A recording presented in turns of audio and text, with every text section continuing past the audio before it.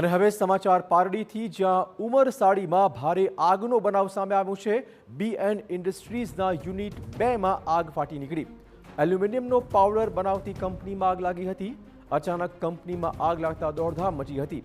પારડી, વલસાડ, અતુલ સહિત વાપી ફાયરની ટીમ ઘટના સ્થળે પહોંચી હોવાના સમાચાર છે। એલ્યુમિનિયમનો પાવડર બનાવતી કંપનીમાં ભીષણ આગનો બનાવ। વધુ વાત કરવા જોડાશે અમારા સંવાદદાતા નિલેશ। નિલેશ, શું વધુ અપડેટ?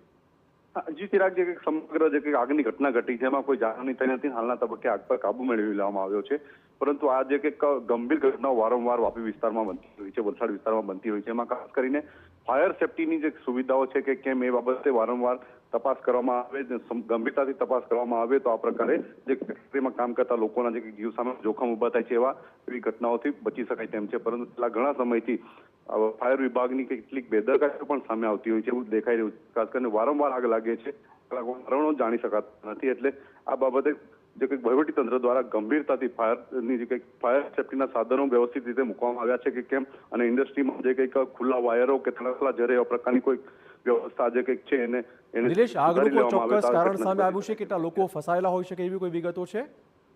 જી ચિરાગ, સમગ્ર ઘટનાક્રમમાં આવી કોઈ ઘટના હજુ સામે આવી નથી, પરંતુ હાલ કાબુ મેળવી લેવામાં આવ્યો છે અને કોઈ જાનહાની થઈ નથી। ચિરાગ, ધન્યવાદ નિલેશ। તો હાલમાં આગ પર કાબુ મેળવાયો હોવાના સમાચાર, અને જાનહાની પણ થઈ નથી, પરંતુ અચાનક જ આ કંપનીમાં આગ લાગતા દોડધામ મચી હતી।